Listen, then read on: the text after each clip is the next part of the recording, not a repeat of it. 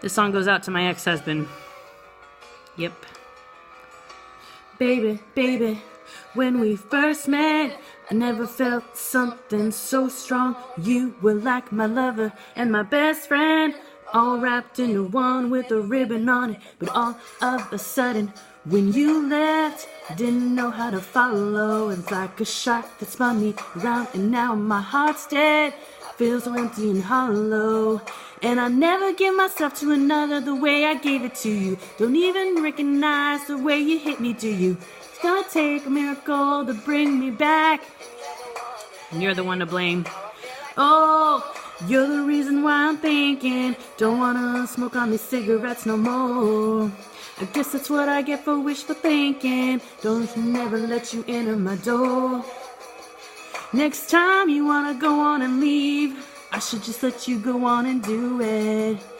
It's not amusing like I believe. That's why I check into rehab, and baby, you're my disease. Yep. It's like I checked into rehab, and baby, you're my disease. Rehab, 'cause baby, you're my disease. I gotta check into rehab, 'cause baby, you're my disease. Pray for me. Ain't it crazy when your love swept? You're nothing for the one you love. Needed me, I'd be there. It's like you were my favorite drug. Only problem was you using me in a different way that I was using you. But now that I know it's not meant to be, gonna weed myself off of you. And I never give myself to another the way I gave it to you. Don't even recognize the way you hurt me, do you? It's gonna take a miracle to bring me back, and you're the one to blame. Now I feel like, oh, you're the reason why I'm thinking. Don't wanna smoke on these cigarettes no more. I guess that's what I get for wishful thinking. I should've never let you enter my door. Next time you wanna go on and leave, I should just let you go on and do it. 'Cause now I'm using like I bleed. It's why I check into rehab, and baby, you're my disease.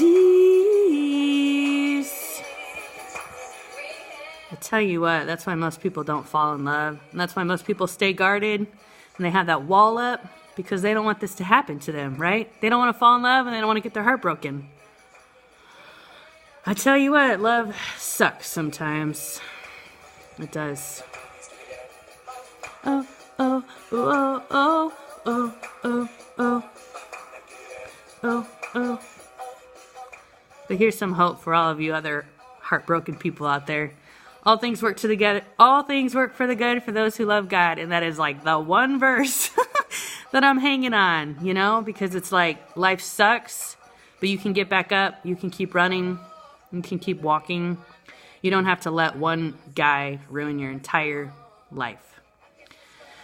So, you know, if you had like a train wreck happen with your relationship, just ask God, what does he want you to do now? You know, there's always some purpose for your life. When you're married, your purpose is your spouse and your kids. When that doesn't work out, God has something else for you. I thought I was going to be a teacher, but I don't know. I tried. For all of you who are wondering, I have a BA in English. I did an online credential program for the last year. I really knocked it out, really worked hard on it. I did my, observation hours. I went for 3 interviews, and none of them called me back, which, I don't know, maybe I just said the wrong stuff in the interview. Maybe it's because I did an online credential program where I didn't have like a year of student teaching officially. So that was a huge bummer. So it was like one bummer after another, My husband left because, I don't know, I guess supposedly someone's harassing him on his phone and hacking his phone. I mostly believe that. Supposedly someone was following him in cars. I don't know, I guess he just pissed off the wrong people. Anyways, and then I was just thinking about it this morning. I was taking a bath praying, and I was just thinking about how the last really traumatic event was we were rollerblading on a river trail in Georgetown, and my daughter was on her scooter, and she fell off her scooter, and she hit her face, and she got a huge bump on her forehead, and it was so traumatic.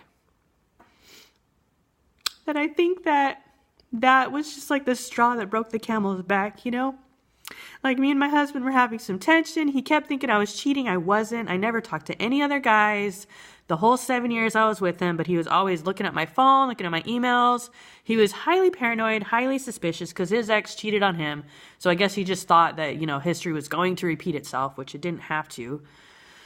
Anyway, so he left, and yeah, and so my daughter, she hurt her face. She like scraped her whole face. It was really bad. She had a huge like nugget bump on her head because she fell on her face. Like, we were going down this hill on this cement trail, and she just couldn't handle the speed, I guess. And, you know, I mean, she's only 5. And we should have had a helmet on her. I'm kicking myself like crazy. And I do feel like a lot of guilt over it. I do feel like I'm a horrible mom. And I should have had her wearing a helmet. Anyways, she had a huge nugget on her forehead. And then she scraped her face. And it was really bad. I mean, she didn't have to go to the doctor. Like, she didn't need stitches or anything. But man, it was so scary. I put ice on the bump right when we got home. And, you know, her face healed in like a week. You know, the scabs went away. But it was so traumatic and it was so scary. And I think that for sure that was Satan trying to make me feel like I wasn't a good mom. Like I shouldn't be a mom.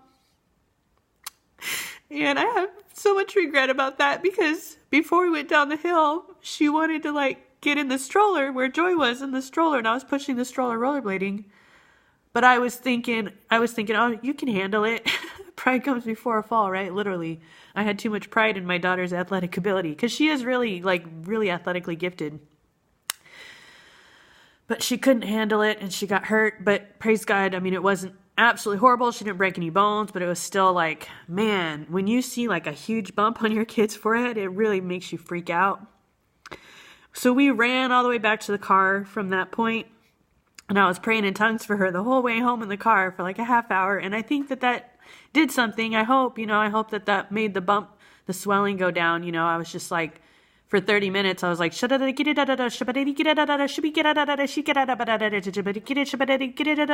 like pleading with God that she would be okay. Anyways, it really made me and my husband freak out. A month after that, she went to visit her grandma for 2 weeks. And then during that 2 weeks, my husband decided to go out there too. And that's what led to the whole breakdown of our whole family. Really, was that she went out there and then he missed her, so he wanted to go out there. And then I was going to go out there to pick her up, but I ended up giving them my other child. So to all you all that think that I abandoned my children, I didn't. I did not intend for any of this to happen. It was totally a fluke, like just a crazy tornado that just hit our lives. And, you know, we're all trying to recover from it. And we have no idea what the heck happened. I still don't know if my husband's delusional or if all this stuff, if someone really is hacking his phone. I don't know if he's hallucinating it. I still have no idea. Either he's crazy or someone's trying to kill him or trying to ruin his life. Like, either way, it really, really sucks. So both my kids are out there. I think they're happier out there.